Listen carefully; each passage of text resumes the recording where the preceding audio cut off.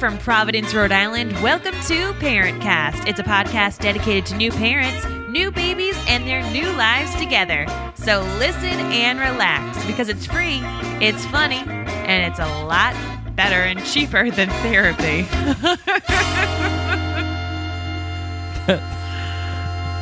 I realized I was like ad-libbing, but it sure is a lot cheaper than therapy. You know, it's better sometimes. I mean, therapy can be great, but man, therapy bills. Oh my God, the copays add up. Right? That's what I'm talking about. And ParentCast is free. It's free, guys. So keep on tuning in. But before we get jumping on in, why don't we introduce ourselves? I'm your host, Mary Larson. And actually, you know what? I am freaking pumped and jacked right now. How come? Did you hear that? Yes. Did you hear that sound? Yes. You know what that sound is? That is the sound of 24. That's the sound of awesomeness. Jack Bauer is back, baby. Yes, he is. Your favorite hero. You know what? I'm going to go as far as this. Ready? Ready for this? Bring it. Greatest American hero in the history of American television or cinema. Are you saying that he is better than Nicolas Cage in National Treasure? Nicolas Cage couldn't even hold Jack Bauer's jockstrap. Oh no, he could not. No way. Jack Bauer is pretty awesome. So I'm like stunned and excited that he's back. So for any of you listeners who don't watch 24, jump on in because today, May 5th, is the day that it comes back, and it's also a very special day. Yes, Why, it is. Blake? It's actually an extremely special day. Because it's my wife's birthday. That's right. For those of you who are new to me and to ParentCast, it is Cinco de Mayo, ladies and gents. Break out the tequila. Let's break out the Cubans.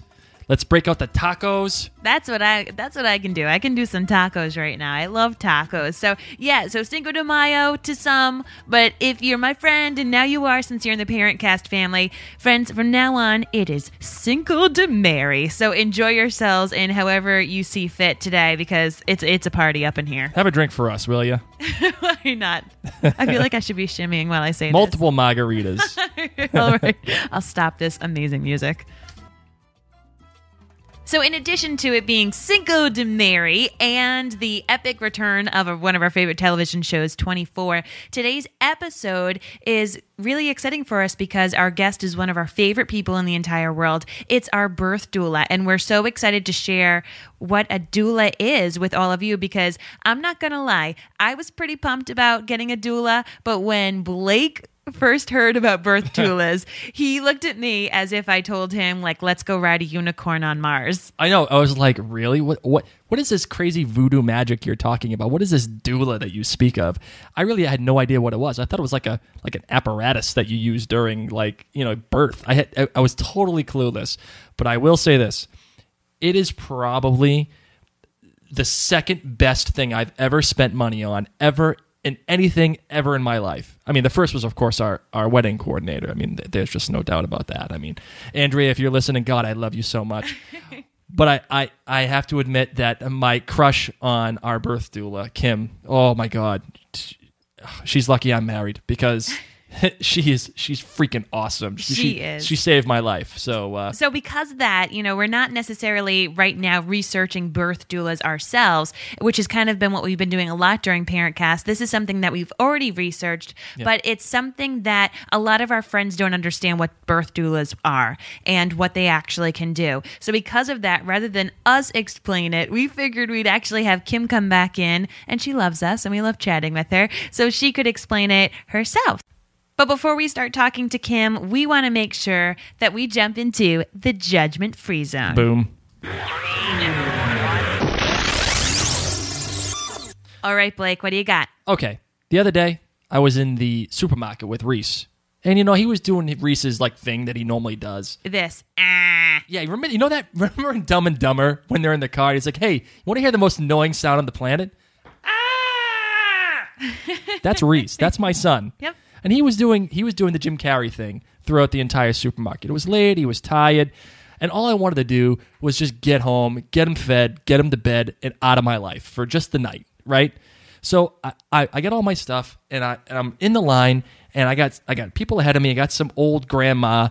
She's got all of her stuff. She's finally got all of her crap rung through. and she's ready to pay. You know what she does? What? She breaks out a checkbook. Ooh. I cannot think of a lower form of hell than waiting for someone to write a check in the line of a supermarket, especially when she's like an old grandma and her hands are shaking and she's trying to get all this stuff down. And like, come on, dude, get a debit card. Seriously. But okay, the reason why all this, Reese is freaking out in the line, right? I don't know what to do. I gotta shut him up because all these people are looking at me like I got 10 heads. So I look for the nearest thing that can shut him up. You know what I did? What was it? I gave him a box of Junior Mints. I just kept feeding him Junior Mints. No, you did not. I did. I totally did. He's a year old. I know, but it shut him up. Oh my! You need to now next time go in the candy-free aisle that they have. Now that he's old enough that he like understands there's food, that's what you need to do. Then you can at least give him something that's like a healthy snack. Well, I was sitting there saying, okay, what do I do? What would shut me up? And the first thing I saw was the white box of heaven that with the green lettering that says Junior Mints. And I love Junior Mints. Junior Mints are like my favorite thing on the planet besides you. So I see Junior Mints. I'm like, it's my kid. He's got to love chocolate. Let's give him some Junior Mints, and it'll shut him up. Finally, Meme decides to get going. Meme gets the check written and all the information written down on it, and then I can move on with my life and get my kid to bed. And now I know why he didn't go to bed. So don't judge me. All right, we won't. People who have, however, been judging or at least giving some feedback on us. I know, more listener feedback, right? I'm so excited about it. It's so cool. Yeah. First of all, how do you like our new sound for the listener feedback, huh? I kind of feel like the aliens are trying to speak with us from outer space. I know. So the first bit of listener feedback was actually about episode 9, Wills and Trusts. Holly R. talked about how she wanted to thank us for clarifying about wills and trusts, and she actually went ahead that day and got in contact with Beth, our guest, and started the whole process of getting the wills and trusts done. Oh my gosh, awesome. I'm so excited, Holly. That is great news. Blake and I still have to do it. We're a little delinquent. We're still way behind. We're the ones who did the podcast. We haven't done anything I know. yet, So right? you're inspiring us now, Holly. And we got one on iTunes, too, so thank you very much for giving us the feedback on iTunes. This one was titled, The Most Hilarious Planets on the Planet. So I think it actually means the most hilarious parents on the planet, but you know what? That's okay. I still appreciate it. I'll be a planet. It's by Jimmy D 65218. So whoever you are, Jimmy D, I appreciate it. Basically, he says, although he's not a parent and arguably he shouldn't be, he has often bore witness to the trials of totally confused and new, inexperienced moms and dads.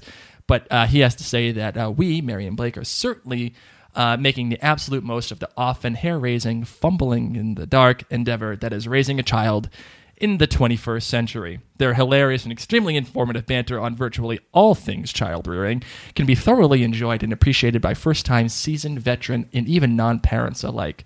So if you're at your wit's end and don't know what to do next with your kid, or you just need a few ideas, you're sure to find an entertaining solution here. Oh my gosh, Jim, you should A, be an author, because that was like the nicest, longest iTunes review I've ever heard in my entire life. But B, you're not even a parent and you listen to us? I know. Oh my God, right? You're awesome. Maybe his wife or his girlfriend, like maybe they're having a kid and like he's preparing for it or something. Who knows? Or he just likes to learn about kids. That's awesome. So way to be, Jim. I know. We got one more too. It was a long email from Colleen F, who has gotten to us before. Basically, I'm going to sum it up. This was about episode 10 about what not to say to newborn parents. She has a little rant when people say to her, "Hey, can I help? What can I do?" Okay, first of all, her husband apparently is a cop, and he gets called out all night, like at all hours of the day and night. And the crazes in the state of Maine have waited until after she's given birth to do to start killing each other, I guess. So she has no family there. She has 2 psycho dogs running around, and her husband is gone 12 to 18 hours a day.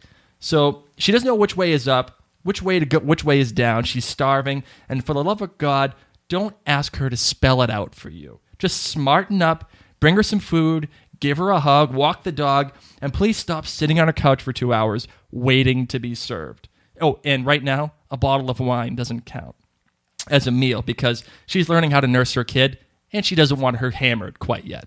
Oh, God, Colleen, I can hear you. I mean, that was the best thing when people would come over for food with bringing food. So hopefully, you know what? Recommend to those friends that they listen to ParentCast, just like Jim, who said he doesn't have a kid. Just tell those friends, be like, hey, you know what? You should really listen to ParentCast, especially episode 10, and then hopefully they'll get the memo, because girlfriend, we are there for you. I know. So thanks, guys, for all the listener feedback. Keep getting it in. Keep giving it to us.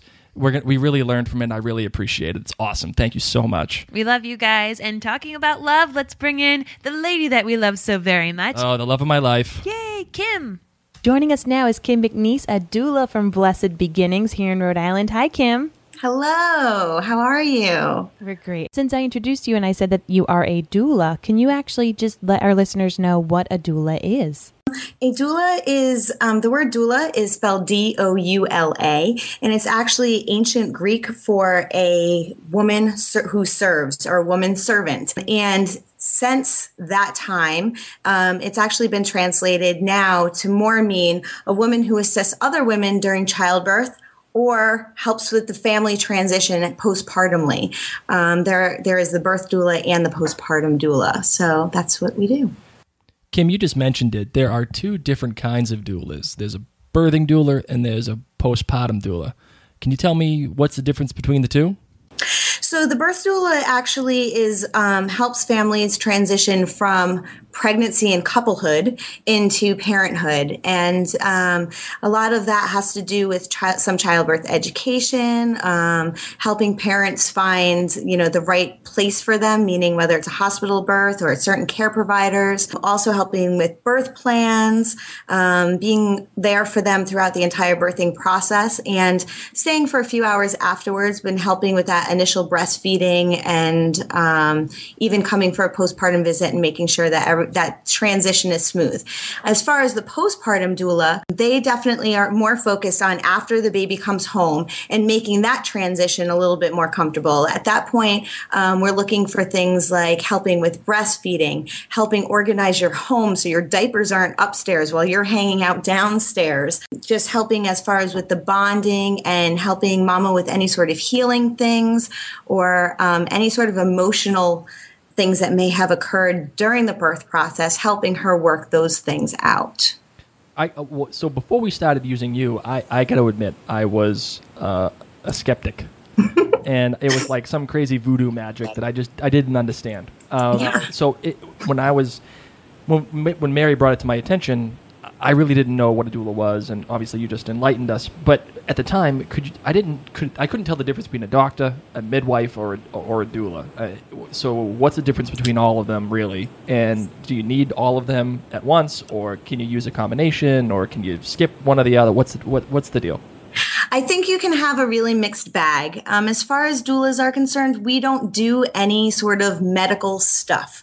We are there really for emotional and physical support. We don't do anything like take your blood pressure or your temperature, or we don't do any internal exams to see how far dilated you are, anything like that. That kind of stuff is left to the OBs and to the midwives. Most people choose an OB or a midwife. And within different areas of our country and within different circles, the rules as far as that's concerned are very different. So basically, generally speaking, midwives tend to be less medical and less intervention, and OBs tend to be on guard a lot more as far as making sure that everything is going smoothly. I know in the state of Rhode Island, all the midwives have to be backed by an OB in case of an emergency. So a lot of the midwives still need to work within the realm of the OBs, though we also have home birth midwives who do that too. But the doula is a complement to either one of those medical professionals, but we are not medical at all. So you can't substitute a doula for a doctor or a midwife or anything? Oh, definitely not. Okay. Definitely not. It sounds like the doula is there just really as support for the mom and even the dad too, right?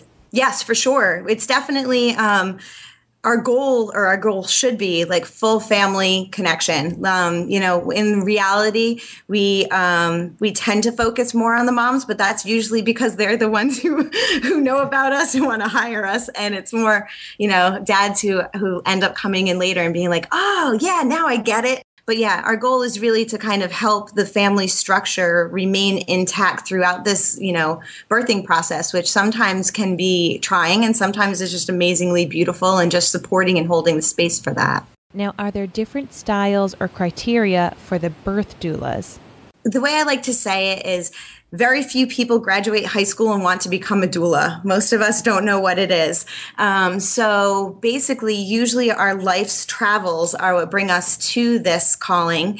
And in doing so, we've collected our own stuff along the way. So there are a couple of different agencies that actually train doulas. But even with that, within those realms, there are doulas who bring their own things. A lot of doulas are also childbirth educators or yoga instructors or massage therapists, or, the list goes on and on. So there is definitely a huge variation as far as skills that they have. I know when we were learning about doulas and we went to this Meet the Doulas night, which if anybody is in Rhode Island, I highly recommend that you go to these Meet the Doulas nights from the Doulas of Rhode Island. It's kind of like speed dating. Yes. It is. It was really cool. It was great. We went in and we watched, a little video. We learned about what doulas were, and then there were several doulas there, and it was speed dating where we got to sit down and meet different people. And I remember particularly that some were able to say that they were certified, whereas others said, just so you know, I'm not certified. So what exactly is the difference?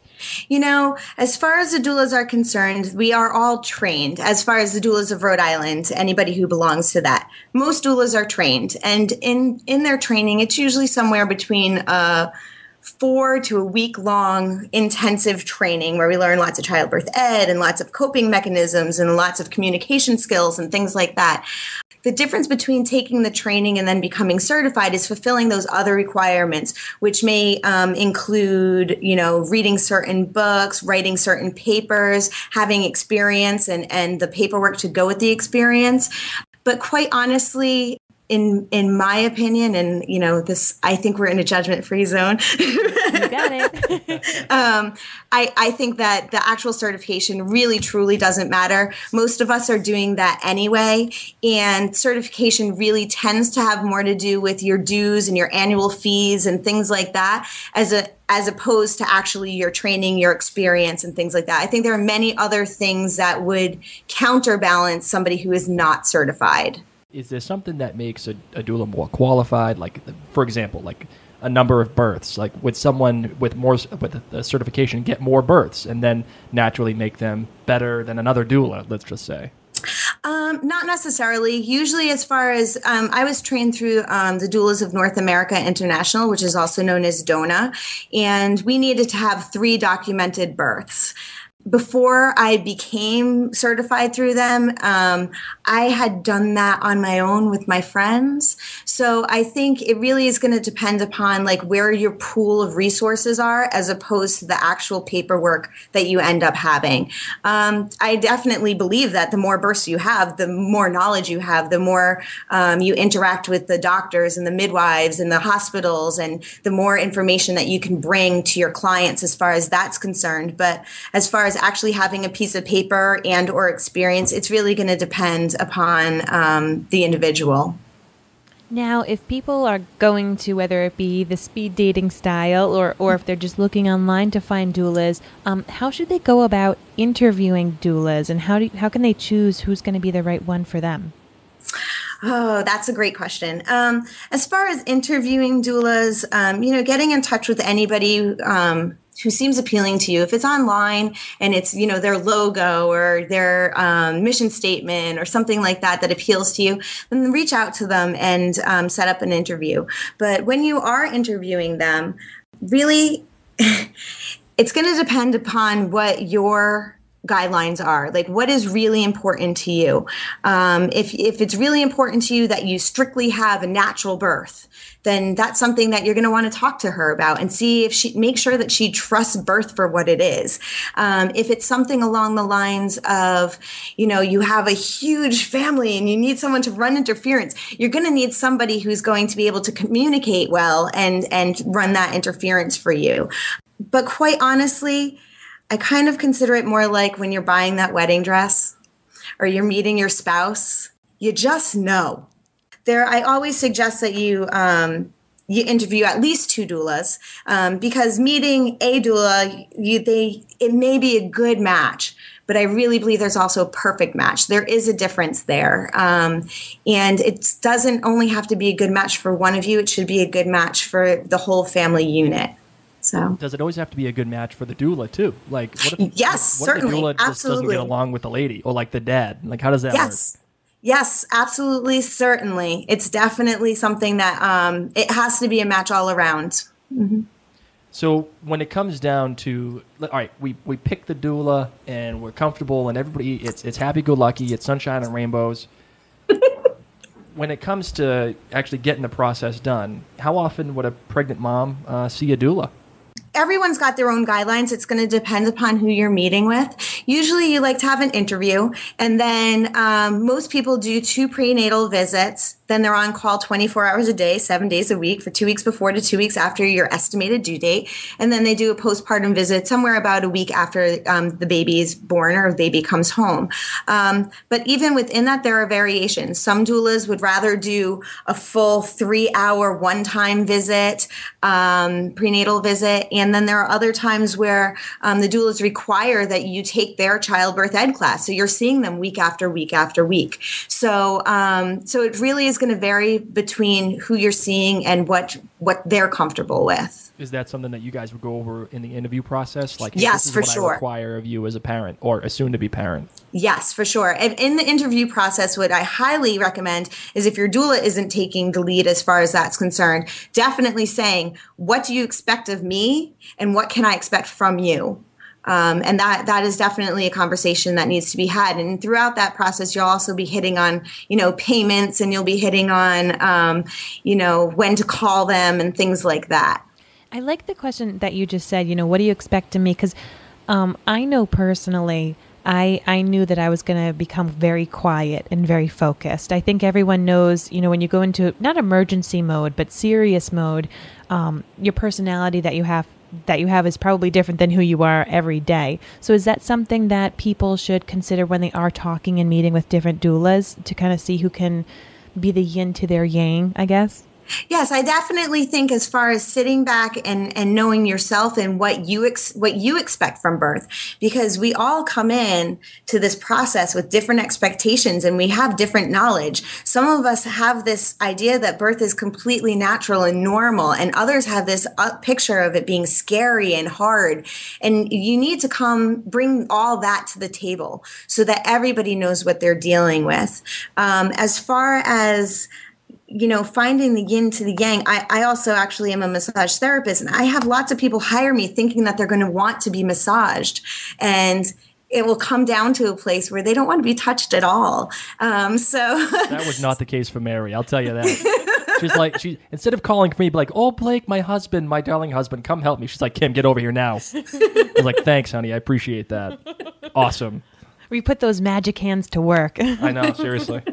Could you tell me, Kim, what happens in the prenatal visits before the kid's out? And for those of you who don't know, just in case, the prenatal visits, what happens there, and what do you talk about? What goes on, and how do you come up with plans and stuff like that?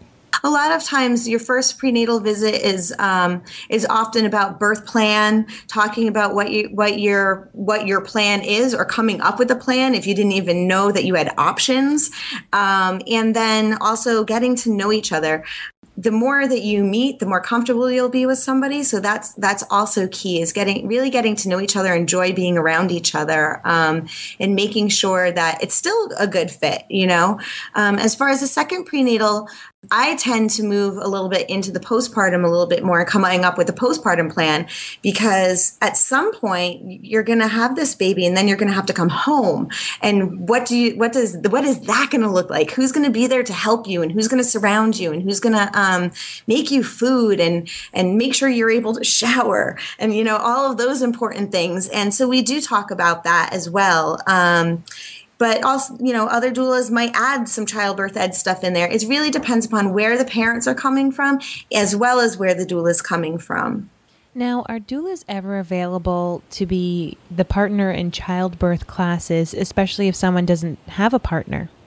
A lot of times we are. It's definitely one of those things you'll talk about at an interview, if that's one of your necessities. But yeah, a lot of times doulas are more than happy to do that. You know, our goal is to really support you in every way that we can, and so that you are comfortable and feel safe, so that you can have your baby, you know, the way that you want to have your baby. Great. And I even know personally, even though I had a partner with me, my partner did not take our childbirth classes very seriously. So I probably should have. Time out. I took them seriously. It was just difficult with all the terms, and I couldn't help but laugh. I know. Sorry. God bless you. So another thing that people wonder is, are doulas only helpful if mom is planning on having a natural birth? Definitely not. And I think that's one of probably the largest misconceptions about our profession. I know that there are doulas who will only work with people who are taking, you know, a certain kind of childbirth ed, whether it be natural childbirth or whether it be a hypnobirthing or whether it be, you know, a Bradley method. There are certain doulas who will only work with certain populations. But generally speaking, we're there to help you navigate through whatever it is that you're going to encounter on your birth journey. And, you know, as far as being able to say, I will only support you if your goal is here. Yeah, that's to me sounds more like the doula's agenda as opposed to the birth journey. And our job, or our heart's call, is really to just walk alongside you and let you be the best that you are, and to be able to do whatever works for you and whatever is best for your family as a whole. We're not going home with you afterwards. You know, lots of times I wish I could, but we're not going home with you afterwards. So our job is to help walk you through it, so you know that you have the power and you have the ability and the capabilities to take care of this little person all on your own. So that means, like, you know, if, you know, giving a massage or just helping out emotionally, just making sure it's a safe place, or enforcing the birth plan, those are all things that the doulas do then. You know, what we do is we really hold space. And that is such a strange thought process. But what we really are doing is we're protecting that birth space. We won't really enforce your birth plan, but we want to give you the information and give you the power, especially as a dad, to enforce that birth plan, or to ask the questions that need to be asked in order to get the answers that you want to hear. We do a lot during those prenatals. We're doing a lot of that prep work and saying, you know, I know this about this hospital, so we're going to be on guard about that. And we don't confront doctors and we don't confront midwives, and that's not our job. Like I said, we are giving you the platform to speak for yourselves and to have your own process of coming to informed consent.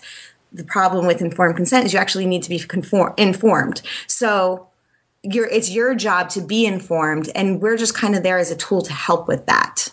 So coming back to my inappropriate crush on you, how do doulas work with the birth partner? Like, I know we did a lot of different things, and I'll let you explain, you know, your role with the birth partner or whatever. But how do you work with us? You know, just as guys or gals or anybody that just has no idea what they're doing. Well, and you know what? That's kind of what the benefit of it is at this point, as far as hiring a doula and coming from that place, we've seen it. We've walked it. We know what's normal. And I think I actually said in our interview, I think I might have mentioned a number of times how I just tend to sit there. and that's what holding space is about, is being able to make eye contact and let everyone know that everything that's happening in the room, whether it be loud noises or weird smells or a hard decision, that it's all normal and that it's all okay and that we're going to make it through. Or when I put on myself in the middle of the time, you told me that's normal. You know, and sometimes that's all you need to hear. You just need to have someone sitting there and being relaxed and calm in what may appear to be chaos. And as far as specifically helping dads, it really comes down to the fact that most times, and I guess dads isn't the exact word, I guess I should say birth partners, because anybody in that room is not seeing it as much as a doula normally will have seen it. And being able to say, hey, you know what, let's try this. But really meeting dad where they're comfortable. Some dads are not comfortable to participate. It's overwhelming. There's too much there. And so they may need to check out. And that's where the doula comes in and fills in that gap. But then there are other dads who are hands-on. They want to get in that birth tub. They want to do this thing. And as doulas, we're just there to pass them the towel when they get out. It's really just a matter of meeting dads or partners where they're at and filling in the blanks. One story that I really like to tell is I had a couple that I worked with, and the first time dad watched football the entire time. Sounds like my kind of guy. Right? And, mom was kind of having a rough time with that, but we worked together and it was lovely. Their second baby, dad was hands on. He was right in there. And I was just, I was bringing them water and ice and doing those kinds of things. And the third time, they didn't even end up calling me because he was there and he was the doula partner. And so as far as I'm concerned, he graduated, as did I in that case. And that's really the goal.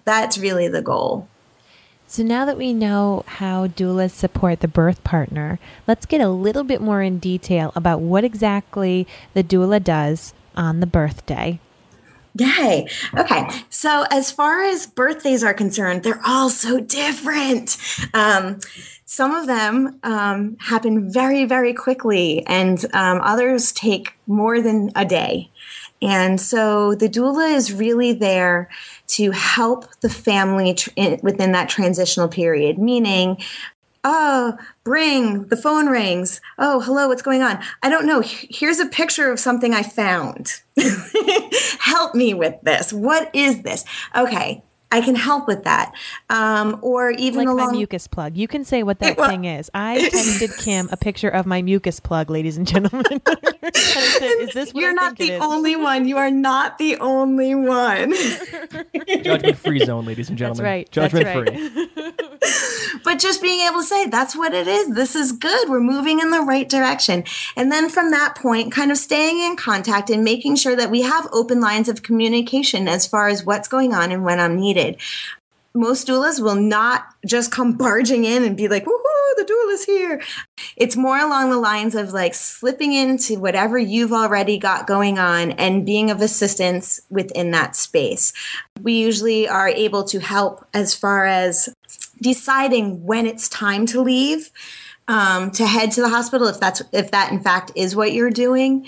A lot of times things feel like it's time to go when it may not be. And then there are other times where mom just doesn't want to go and maybe she needs to.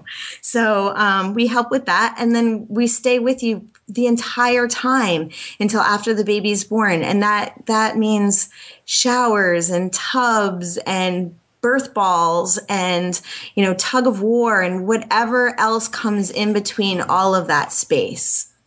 So now, what is your role at the hospital or the birthing center when there's the doctors and the nurses there as well, and the birth partner, who may or may not be useful, but you do already have these doctors and nurses. So how does the doula fit into this?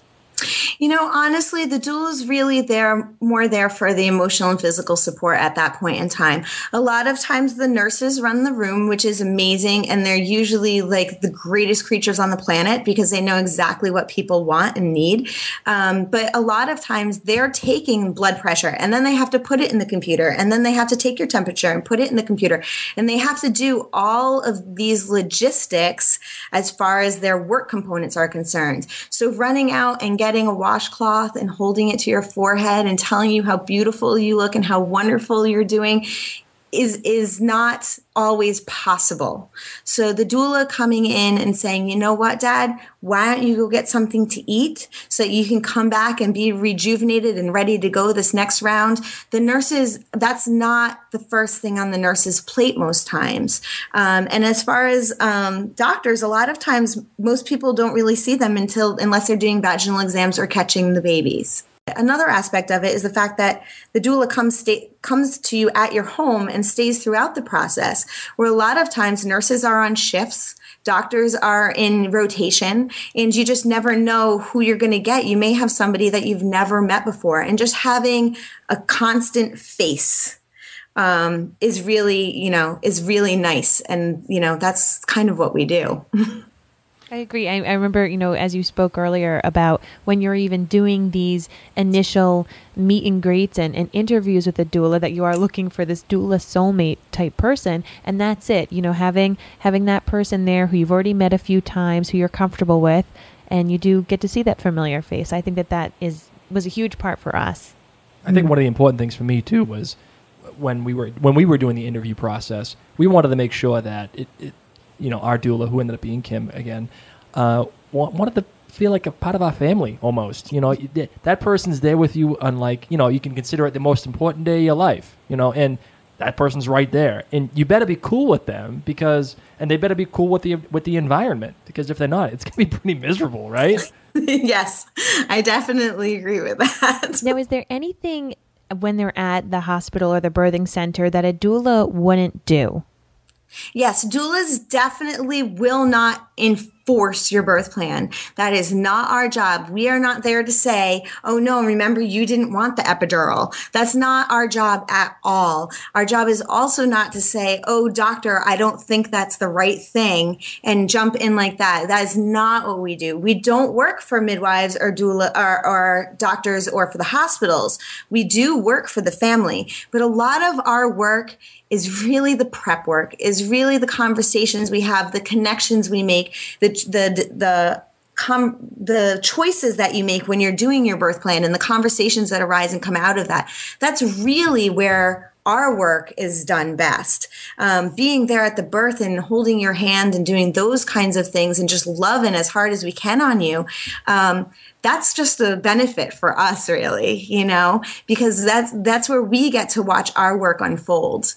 So I remember from our process, one of the things that we had to do was eventually Mary had to get an epidural. And I remember looking to you and being like, Kim, is this what we want to do? Like, is this something that we should get to right now? Because I know, as our birth plan, we didn't want to do the epidural, but it got to the point where it was getting pretty bad. So I can confirm with the rest of the world that no, she didn't sit there and say, hey, it's time to get the epidural. But when I needed the question, she was there, and she at least informed me that, hey, this might be a good situation to do it. It's up to you guys. Take your time and think about it. And this is the process if you do it. And if I didn't have her there, I would have no idea. And she informed me. I remember hearing, and I think even at the hospital that we ended up delivering at, that some hospitals in the country actually have free doulas available. What's that? Yes, they do. And you know what? We're working on it. The real challenge right now is that doulas in Rhode Island, it's really hard to get us insurance coverage. If we were able to get insurance coverage, then we would also be able to do it for free. At this point, that's not the case. States like New York and New Jersey, doulas are automatically covered. So it really at this point, I'm hoping it's a transitional space in our state where we are going to be able to start seeing that more and more often. The goal really is to start, for anybody who has hired a doula or who plans on hiring a doula, is to start petitioning your insurance companies and asking them to cover. Because a lot of these places are like, they don't know what a doula is. They don't know why to cover it. At this point, it's really depends upon your insurance company and how flexible they are with that. So for a state that doesn't, cover doulas and the insurance, just for our purposes, let's just talk about Rhode Island. Yes.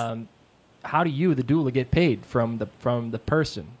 In like, what's the process? Like, is there a deposit? Do you transact money like the day the kid's born? Like, here you go, is your payment?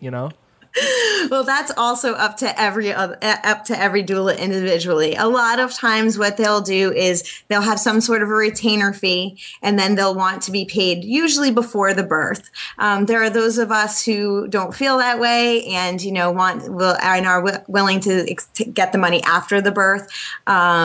Having you pay while you are birthing goes a little bit against what we really believe in, I think, as a whole. But yeah, it's definitely then comes down to the parents coming up with the money to do it, or asking for, money in there as a shower gift, or, just kind of getting creative as far as being able to do that at this point. Hopefully that will change. So, let's just say then that the parents, or whatever, they got the money for it, and they decided, I'm getting a doula. It sounds right. I listened to ParentCast, and Kim changed my mind, and I'm getting one. Well, what are we talking for cost? Yeah, it's going to vary per doula, and it's going to vary per state in the area, depending upon how popular doulas are and all of that. At this point, I think in Rhode Island, we're looking somewhere between $400 to $1,000, which seems like a big range. But it's usually from, those newer doulas who are, building their practice, or maybe they don't want to take a whole lot of people, but, are willing to make provisions here and there, to the doulas that are doing this full-time as a full-time job, and may also offer things like childbirth ed or yoga or some other things like that they pull into their prenatals and into their births. So does that $400 to $1,000, that covers all your services, all prenatal, the birth itself, and if it's required, one postpartum visit? Yes. Yep. The other thing I know in particular, at least at Memorial, but I've heard that it's been at other hospitals in the country, sometimes doulas volunteer. We say that every mother who wants a doula deserves one. And, cost is a big thing.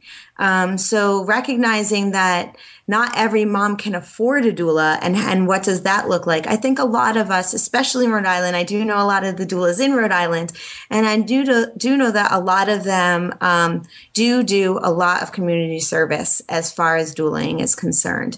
And quite honestly, we are worth every penny, right.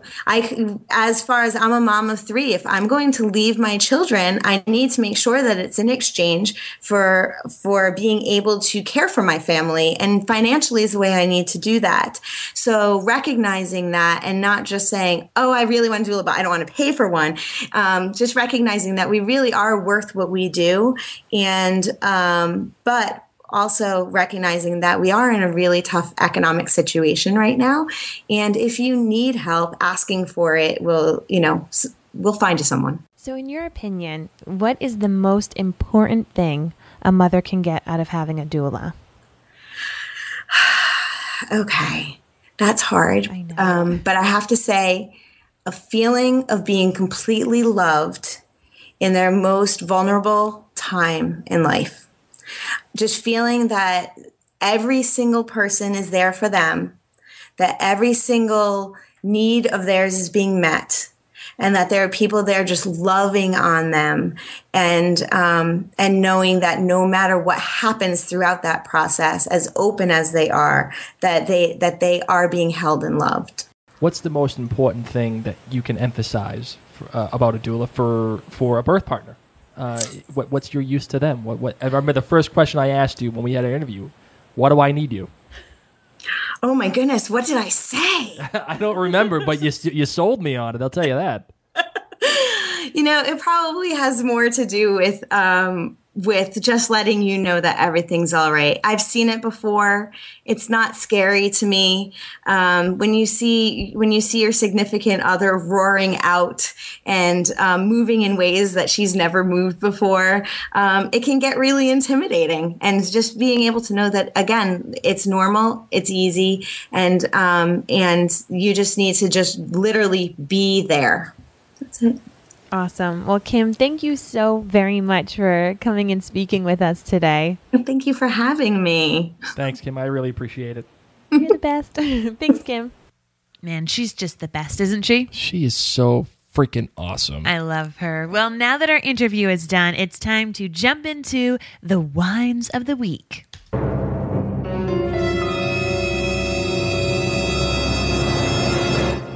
All right, Mrs. Lawson, what do you got? My wine of the week is that my child likes to eat things off the floor.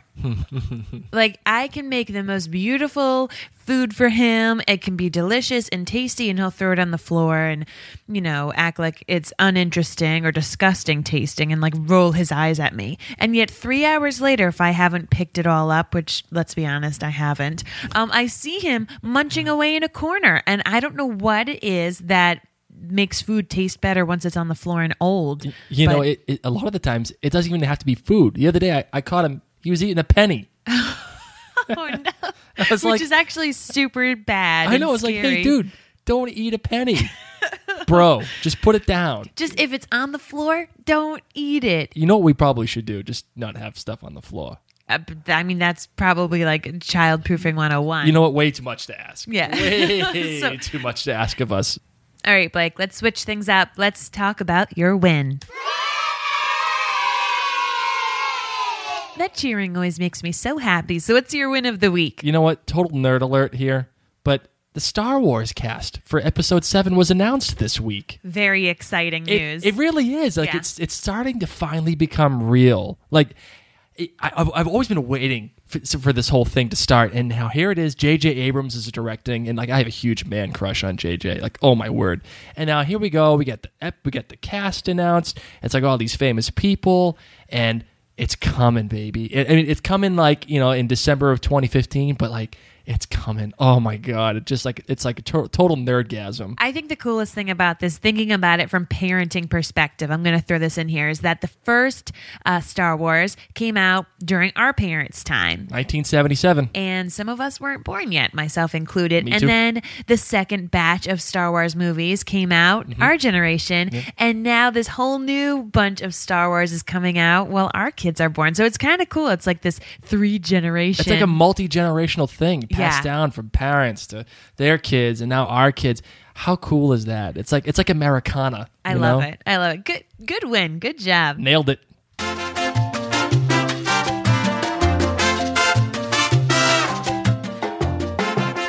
God, I love Dexter time. Dexter time is like my favorite time of this podcast. I love it. Otherwise known as the parent picks of the week. Yeah, sorry. You can rename it. Sure. So what is your parent pick of the week? What do you want to recommend to everybody? Go watch 24. Stop this right now. Not right now. As soon as you're done with this, get on the tube, put on 24, and watch The Greatest American Hero on television or American cinema. Ever. Just go do it, and you'll be happy, even if you've never seen 24 before. I like that. I know. I'm awesome. I can't help it. Well, my parent pick is to go on YouTube and search baby sign language and then type in your kid's favorite thing. If it's a balloon, type in balloon. If it's a drum or dog or cat, if it's something that your baby looks at or points at or is trying to say, find that, and then maybe your baby might start signing it. I know for Reese, he loves to point at dogs, and now he knows the sign language for dog, which is really cute. And I swear he's saying dog.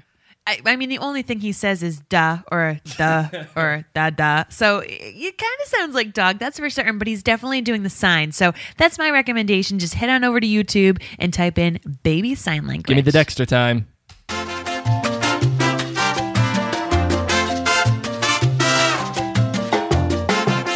Well, thanks again for tuning in to episode 11 of ParentCast. We loved having you guys on here. And as you got to hear in the beginning of the episode, we love to hear from you. We want to have suggestions and feedback, and you name it, we just love to hear from you. So you want to check out our website. It is ParentCastPodcast.com. You can get us at Facebook too, at facebook.com/ParentCast. Tweet at us at ParentCast. Or email us at parentcast@gmail.com. But before you do all that, make sure you go ahead and try to review us on iTunes. Yes, I'm actually going to make a YouTube video to show you guys, because I've had a few people say, I would love to review you. I just don't even know how to do that. So on the ParentCast website, keep your eyes peeled and keep your eyes on our Facebook site, because I'm going to post a video to show you how to do that. But if you already know how to do it through your computer, please go on, search ParentCast, give us some 5 stars, and tell us what you like. And it's not even because like we're like super into ourselves. It's more like the more reviews we get, the more ratings we get, the more popular we become, and we get more listeners and more listener feedback, and we get to make fun of each other a whole lot more. So you're making this very about you. Here I was sitting thinking like, wow, the greater resource will be for other parents, and here you are being like, we'll become more popular. Well, no, I just want to like rank on more parents and have more parents rank on us. Like that's the whole point of this whole job. Like it's the circle of life. Parents just ranking on one another. Circle of life. Well, nonetheless, I'm gonna go all Elton John. Head on over to iTunes and rate us and review us if you please. can. Thank you so much. All right, Blake, so now that I'm going to have Elton John stuck in my head, tell me what people can be looking forward to next week. Episode 12 is all about how not to make your first birthday party for your kids suck. Ooh, hopefully we'll have a lot of good feedback for that. I know, I can't wait. So make sure you get us listener feedback, and if it's good, we'll put you on the air. And if it sucks, well, as always, you left out. Thanks, everybody. Thanks for tuning in. We'll hear from you next week. Bye. ParentCast is a Tall Mom Media production. Please do not take anything that we say as true facts. We are not specialists or really anything. We're just parents who are trying to figure this thing out. So research things on your own. Don't sue us. Please. Woof woof.